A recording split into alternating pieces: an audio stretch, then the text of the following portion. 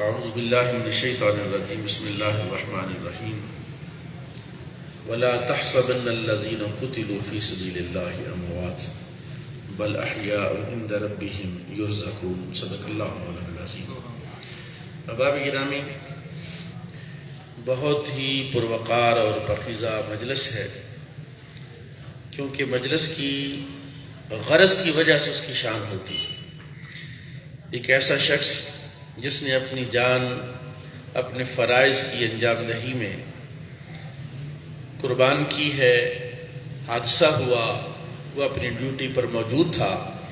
میرے آقا امام الانبیاء صلی اللہ تعالیٰ علیہ وسلم کا ارشاد گرامی ہے کہ جس حال میں جس کو موت آئے گی کل قیامت میں اسی حال میں اٹھایا جائے گا۔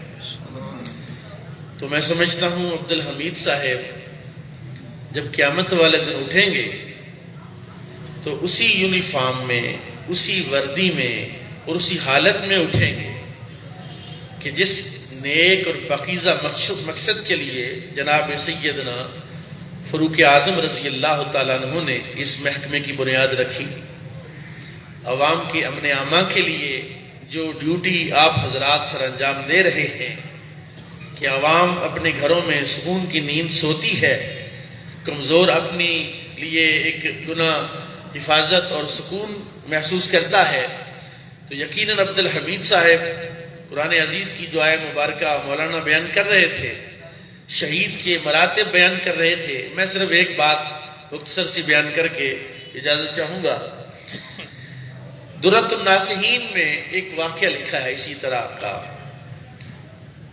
کہ ایک تابعی بزرگ کہتے ہیں میں طواف کر رہا تھا بیت اللہ شریف کا، ایک بندہ سجدے میں پڑا دعا کر رہا تھا، میرے اللہ تو نے میرے ساتھ یہ کیا کیا؟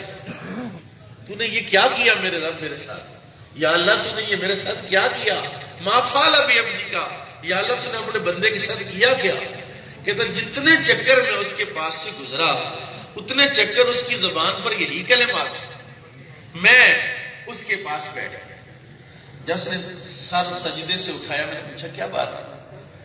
اس نے کہا میں عسکری ہوں، سپاہی ہوں، فوج میں میری ڈیوٹی تھی، ہم جاسوسی کر رہے تھے سرحد پر، تو وہاں پر ہم 10 لوگ پکڑے گئے اور جنگ جاری تھی، ادھر سے ان کے لوگ بھی پکڑے گئے اور وہ جو ان کا بادشاہ تھا اس کے چچا زاد بھائی بھی مسلمانوں نے پکڑ کے اسے قتل کر دیا۔ اب وہ بڑا غصے سے بھرا ہوا تھا کہ ان کو قتل کر دو سب کو۔ ہم 10 کے 10 لوگوں کو انہوں نے لائن میں کھڑا کیا، آنکھوں پر پٹیاں باندھی ہیں، تو کسی شخص نے کہا کہ بھئی یہ آنکھوں پر پٹیاں باندھی ہیں، یہ آنکھوں سے پٹیاں کھول کے ان کو قتل کریں تاکہ ایک دوسرے کو دیکھیں قتل ہوتے تو اور زیادہ تکلیف ہوگی۔ کہتے ہیں میں نے دیکھا جب پٹیاں کھلی تو 10 حوریں فرشتوں کے جھرمٹ کے ساتھ جنتی لباس لے کر اور جنتی تھال لے کر جنتی خوشبوئیں لے کر فضا میں ٹھہری ہوئی ہمیں نظر آ رہی۔ پہلا شخص شہید ہوا، اس کی روح کو فرشتوں نے پکڑا، اس تھال کے اندر رکھا، جنتی خوشبوئیں لگائی گئیں، جنتی لباس میں رکھ کے اس کو لے گئے۔ دوسرے کی دفعہ بھی ایسا ہوا، تیسری مرتبہ بھی اللہ حاضر کیسے 9 افراد چلے گئے۔ اب میری باری تھی، سب سے اخیر میں تھا، تو وہ فہور جو ہے وہ اور فرشتوں کے جرمٹ میں وہ کھڑی تھی، میرے اعزاز کے لیے، میری روح کو لے جانے کے لیے، اور ہم میں سے کسی شخص کے لیے کوئی پریشانی نہیں تھی کہ ہم قتل ہو رہے ہیں، ہم شہید ہو رہے ہیں۔ کہتے ہیں کسی شخص نے اس کے کان میں کہا کہ اگر ان 10 کے 10 لوگوں کو قتل کر دیں گے تو ان کو بتائے گا کون جا کے کہ کیسے قتل کیا؟ ایک بندہ چھوڑنا بھی چاہیے تاکہ وہ واپس جا کے اپنی فوج کو بتائے کہ اس بے دردی کے ساتھ انہوں نے ہمیں قتل کیا ہے۔ کہتے ہیں اس بنیاد پر انہوں نے مجھے کہا جا تو آزاد ہے۔ کہتے ہیں میں نے میرے کان میں وہ جو آواز پڑی نا اس حور کی اور ان فرشتوں کے جرمٹ میں جو موجود تھے، اس نے کہا محروم رہ گیا، محروم رہ گیا، محروم رہ گیا۔ کہتے ہیں میں افسوس اس بات پر کرتا ہوں مولا میرے ساتھ تو نے کیا کیا؟